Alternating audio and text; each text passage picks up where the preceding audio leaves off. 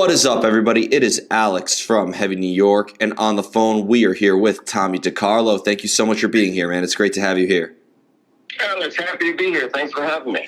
Anytime, man. Anytime. Thank you for giving us some great new music to end 2022 with. We got Dancing in the Moonlight coming out December 9th. I just heard this album, and it is absolutely incredible. But for people who haven't heard the full album yet, do you feel that the first two singles you released, Dancing in the Moonlight and The Game Is On, is maybe a good representation of what this whole album will sound like? Or is that just the tip of the iceberg, as I like to say?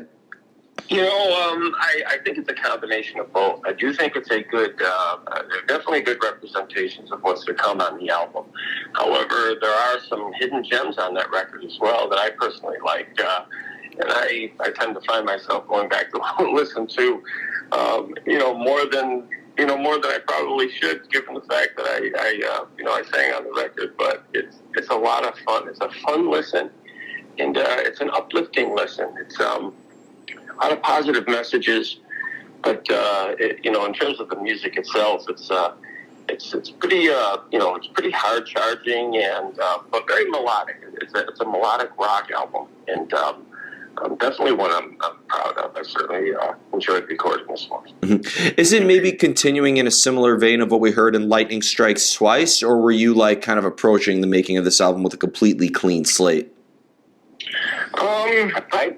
That's a good question. I would say it's probably a little bit more of a clean slate, because the first album was, a lot of stuff that I had musically built up in my head for years, and it was nice to finally have a format to release, to put that music on tape, or in this case digital, but put it on tape and get it out there. It's funny. It's like, having so many songs over 15, 20 years or more, really, of song ideas in my head. Never really having an opportunity or a reason to put together an album, and Frontiers gave me that opportunity. So that was a wonderful thing, and it gave me the opportunity to bring some music out inside of me that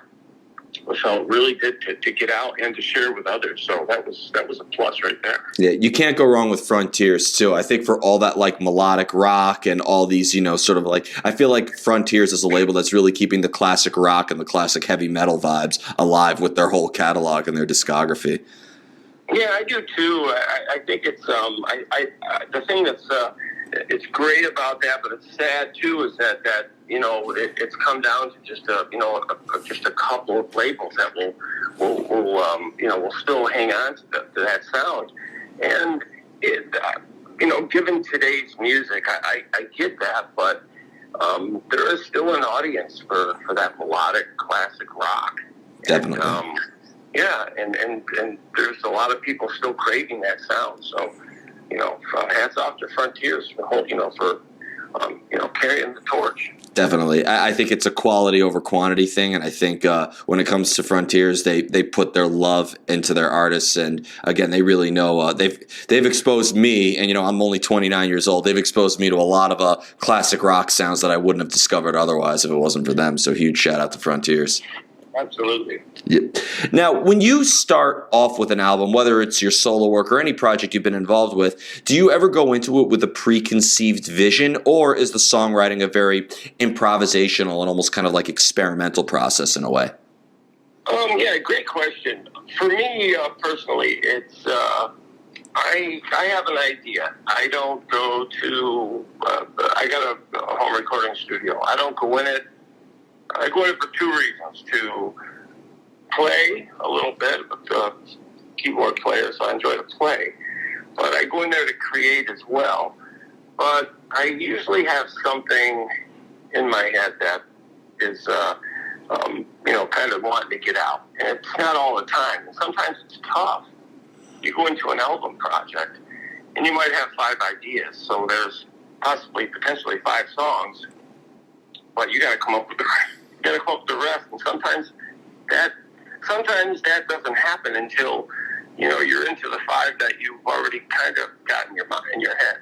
So some of the song ideas that you come up with, it's a great start, but it's not always a finish. So, you have to, you do have to come up with something new. And sometimes just in the recording of songs that you've already, had an idea that you wanted to put down, sometimes in that creation process, you will come up with new ideas. And maybe a song or two that'll feed off another. So that's, that's kind of how that goes, at least for me anyway. In order to get like that creative energy, that inspiration, if you will, do you almost kind of like seek it out? Do you look for inspiration, or do you, with your home studio, do you have like a usual place that you go to, or like a library that makes it easier to cultivate ideas? Well, for the most part, I think the ideas, they could come in everyday life. Generally, for me, again, it is, I'm inspired by something. Something inspired me to write about whatever subject, I've decided to write about and put music to. But I got to tell you, interestingly enough, lyrically, it's probably my biggest challenge, because I can sit in my studio for hours and not come up with something.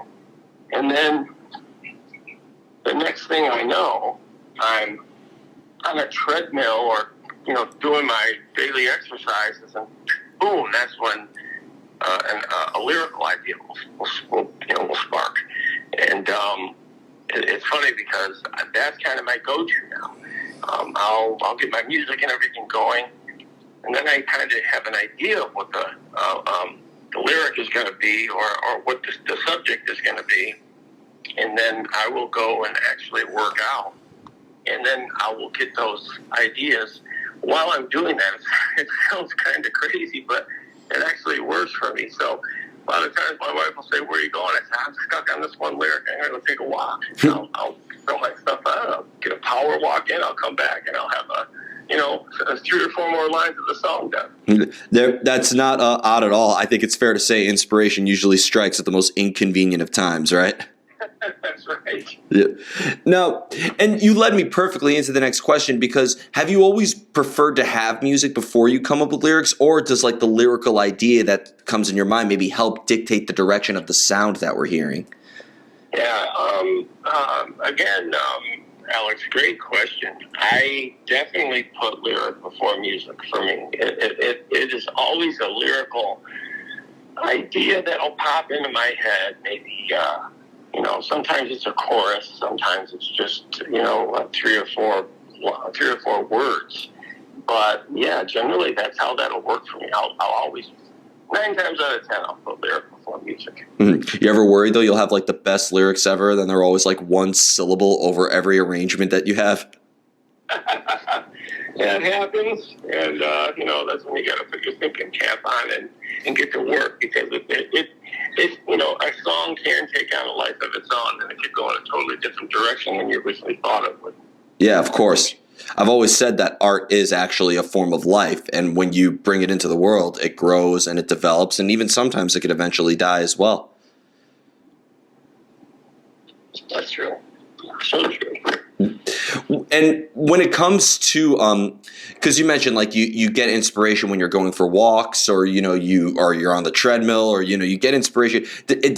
Do you feel like it comes from both internally and externally though? Is there a lot of looking outward, or is there a lot of looking inward as well? Gosh, I would say for me a lot of it is probably internal, but once you start looking inside, you find that whatever is inspiring you to want to come up with those particular lyrics, you kind of think of in a broader sense, and you realize it's not just you. There's probably, thousands of other people who are feeling the same thing that you're feeling, or whatever the subject is to inspire you to write the song. I mean, one song on Lightning Strikes Twice was the title track, and someone had told me I started a band with my son, and this was after the 2017 tour, when I was out with Boston. And they said, well, that's a pretty cool idea that you have there. But, just remember, lightning doesn't always strike twice. And it was such a negative, for me at that time. So for months I held on to that. And eventually that became the title track. And I was going to write about, lightning strikes twice.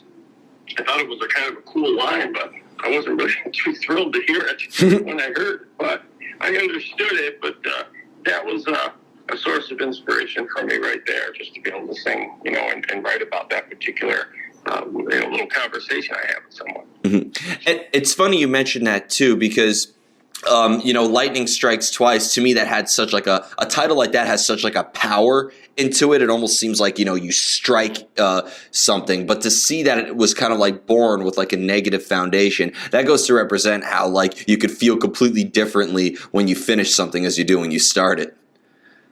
Yeah, and and I think other people who listen to it have come up and said they never really. Some people have said, I didn't get that when I heard it, but I got this. And however it makes someone else feel is a plus, even if it's not the way you felt or the way that you wanted the song to be interpreted. But I think with music, just a reaction alone is nice to have, for someone to kind of validate what you've done, or at least to acknowledge what you've done and show some appreciation. And again, back to Frontiers, I appreciate the fact that they, feel that way about me as a songwriter and a musician, and an artist. So that really makes me feel good. Definitely. Do you think that somebody else's interpretation of your music, whether it's the same way thought that you had or not, do you think that somebody else interpreting the music can maybe bring a different layer of context to the material, or do you think that the meaning stays the way it was when you first wrote it and nothing will kind of make you feel a little bit differently about that? Well, I think that also can be a good. That's a good thought, because that happens not only with a listener, but with a musician you may be collaborating with.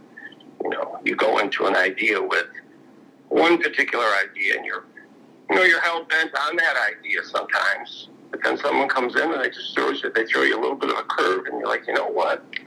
I guess I can see that, and you kind of steer it away from exactly where you were going with it, but you're still in that general area.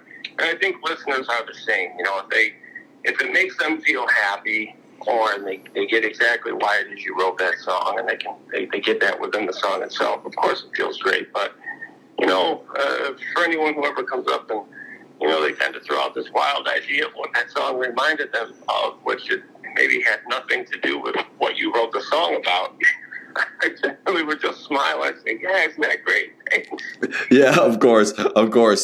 Especially if you're working on a song for a long period of time, like if you were maybe working on Dancing in the Moonlight songs, back in 2021 or whatever, or maybe even earlier in the year. But you know what? For a lot of listeners, this is going to be the album we go into the holidays with for 2022. Yeah, that's right. So, that's right. Yep. It's better than the Mariah Carey song, I can tell you that.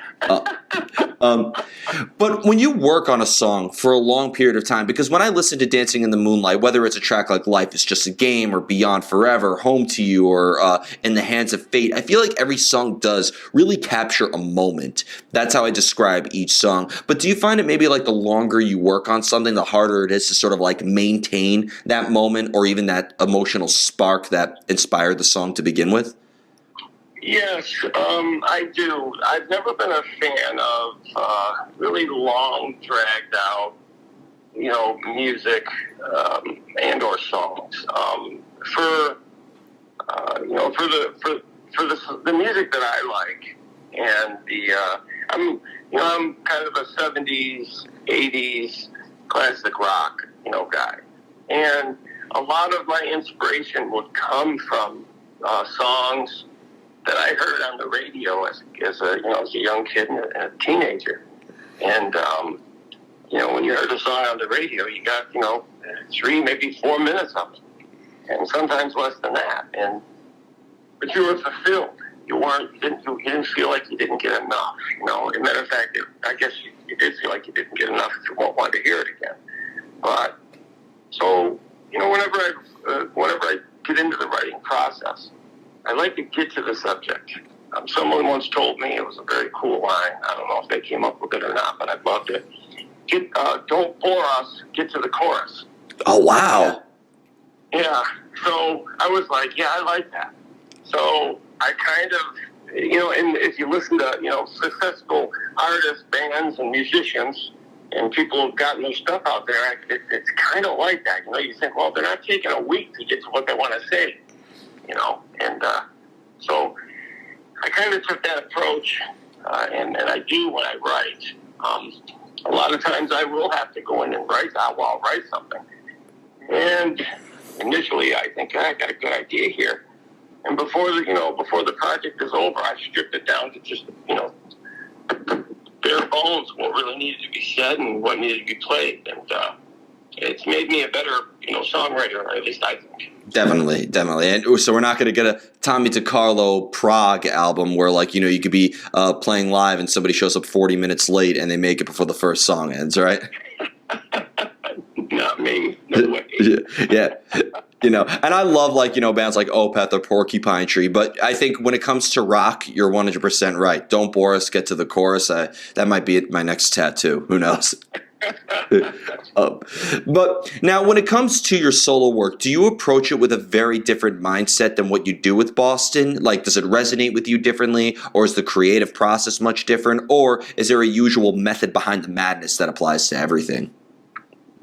Well, I guess I would say how I do it differently than when I do it with the band Boston is. The band Boston essentially is Tom Schultz, and Tom is talented and gifted enough that he basically does it all, which is to me it's just amazing that someone can be that talented to be able to do all that writing, producing, recording, all that stuff. But with the band Boston, everything that's laid out for me, I don't have to do anything but show up and sing, and that's nice, As a songwriter, it's nice that I don't have to do anything other than that. With other projects, the writing process to me is a lot of fun. But for my solo stuff, it's not much different than like our DeCarlo album. Like DeCarlo Lightning Strikes Twice took a lot of writing, and I approached it in a way that, it's kind of a methodical way that I wanted to have. I like to do things in sequence. If you hear the first verse of the song, generally I didn't write that last. That's probably what I wrote first. What you hear is what you're going to get. And it's I think the process of it is gratifying when you can go back and kind of dig something out of your brain that was there for, who knows how many years before, and you finally were able to express it through music. And that is basically a gift in of itself, just to be able to do that. And for people to accept it and appreciate it on the other end, now there's the bonus. Certainly it's nice to be paid for your efforts, but it really does feel good when you've made somebody's day, or you look out into the audience and they're singing along with you.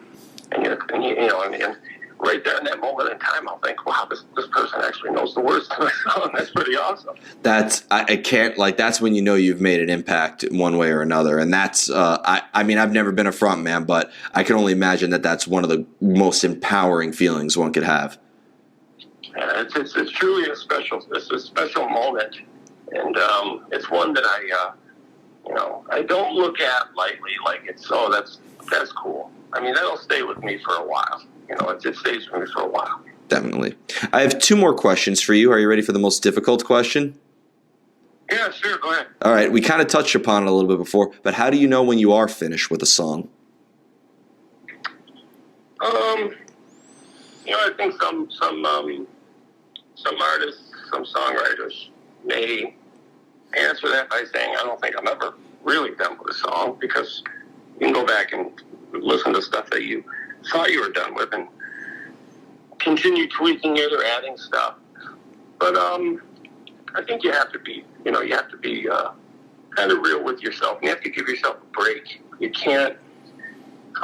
Again, for me, I could sit and think about changes to something that I've written that's done. I can go back to Lightning Strikes Twice and think, I could have done this on that. I could have done that. But you have to be, realistic in what you feel is, what is enough. Some days I'll have there'll be a day that I'll come in and I'll tweak an album, or there's days where I'll come in and I'll say, you know what, now I'm at the listening point. Let me listen. And you do kind of go through a process of, all right, let me change this, let me change that, let me do this on this one, let me do that on that one. And I think when you get to the very end, you think you've done everything you can, and you're pleased with it, and you're happy with it. And, hopefully, the listeners will be happy with it too. But I don't think there's ever a true point where you, at least for me, not always. A lot of times, yes, I can say I'm completely done, I'm happy with it, but sometimes there's always something nagging at you as a writer. Yeah. And you want to make, today your ears might hear something slightly different than they heard yesterday. Definitely. But once that album reaches the shelves, there's a whole hell of a lot you can do about it. Again, you have to be real with yourself and say, okay, I'm good. I'm totally micromanaging this track, and I just got to be done with it. Fair enough. And a song never changes, but people do change. So. Yep. And the final question I wanted to ask you is when it comes to playing live, is there at all a similar energy that's channeled into the live show as songwriting, or do you consider songwriting and playing live to be two completely separate forms of expression? That's a tough one, because for me, I do tend to feel, I think they're very similar. And why I feel that way is because I want the listener, the person who listened to the album after they bought it, when they come to a show, I want them to hear what they listen to. I was never a fan of, and maybe this happened with you as well. You hear a song on the radio and you love it. And then you go see the band live, and they do a completely different version or some odd live version. And you're like, it was kind of cool, but man, I wanted to hear it the way I heard it on the record. So it's important for me at a live show, to perform the music the way that it was written, because that is what originally kind of got that fan interested. Mm-hmm. What they like. That's why they're at the show. Yeah. So it's a tough one. It's hard to recreate live what you've done in the studio, but I believe it can be done. You just have to really work hard at it. Fair enough. And yeah, I couldn't agree with you more. I mean, it would be one thing if it's an acoustic show and you kind of have to arrange the song differently. But yes, when we're coming to see it live, we want to hear what we heard on the album live. Couldn't agree with you more. Yep. So before we go, I want to thank you so much for your time. Thank you for starting this week off with a great conversation. Is there just anything else with the release of Dancing in the Moonlight you would like to promote in terms of live shows? Anything with Boston you'd like to plug, or just the good old talking shop? Anything you'd like to plug? Yeah, no, I like to just give a shout out to anyone who buys the album that has an interest in it, and including you for wanting to interview me. I'm humbled. I think it's it's something that I do because it's something that I love to do. But I don't think I'll ever get over I've had so many pinch myself moments throughout my life since I started doing music that I couldn't be more thankful for the gift of music and the blessing that it's been in my life. So yeah. Absolutely. Well, thank you so much. Thank you so much. Everybody, we are here with Tommy DeCarlo, Dancing in the Moonlight, out December 9th via Frontiers. Be sure to pick it up. This is Alex from Heavy New York. We will see you next time.